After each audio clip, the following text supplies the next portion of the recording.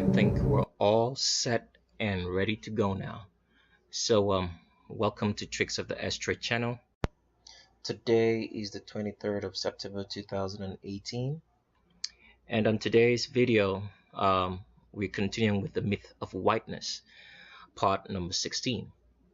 Now, this particular video is centered about putting the idea of white supremacy intelligence on the pedestal and seeing if it's going to stand up to the test. By now, you should know that the word white is not in reference to any color, because white is an absence of all color. That's why you begin a background painting with a white background, because it's an absence of all color. White in reference to human beings is from the Latin word albus, which means a lack of melanin. And that is one of the subjects that we're going to put on today's video.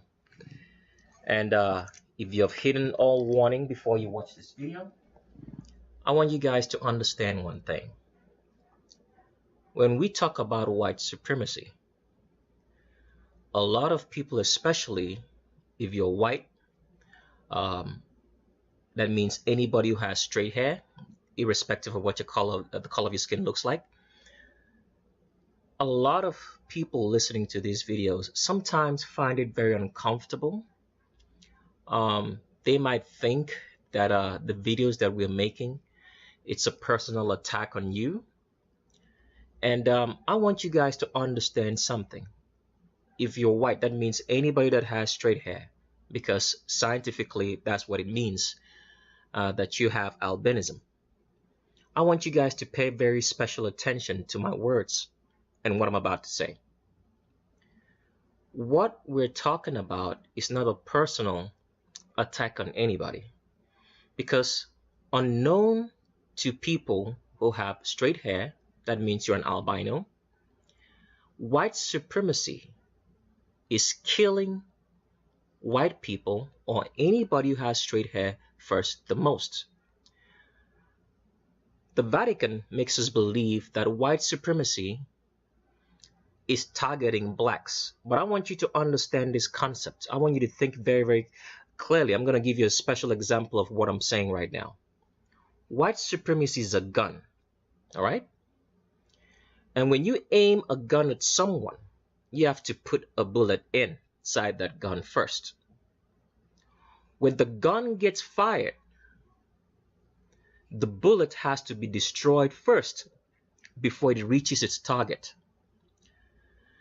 When the bullet reaches its target, the target may survive. He may duck, she may duck, and you might miss it, but the bullet is destroyed.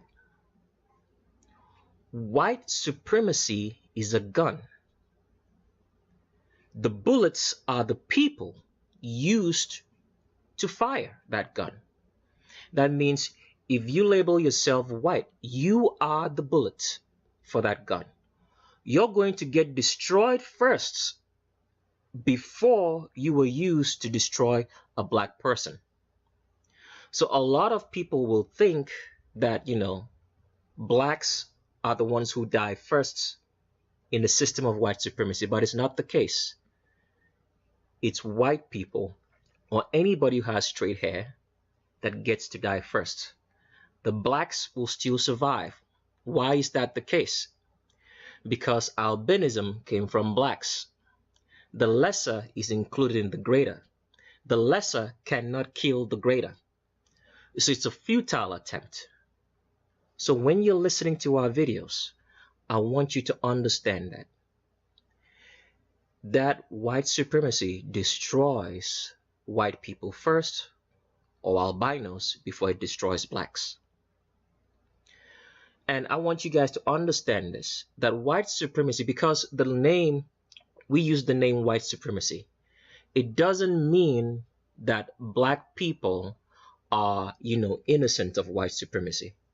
White supremacy is a word in which is a system which can be practiced by anybody, irrespective of their ethnicity. So it doesn't matter if you're black or you're white, you can practice white supremacy because you have to understand this. The reason why supremacy has been so successful is not been successful because it has so much strength. It's not so successful because it has so much intelligence, which we're going to put under scrutiny today. It's been successful because black people have made it successful.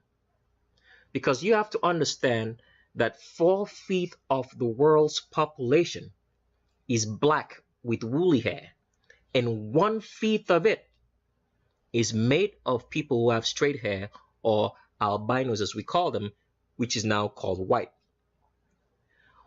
The 4/5 have made it possible for white supremacy to succeed, directly or indirectly, because black people love it. And that's why it's been so successful. So if you're black, I don't want you to think that you have absolved from white supremacy because you're practicing it in one way or the other.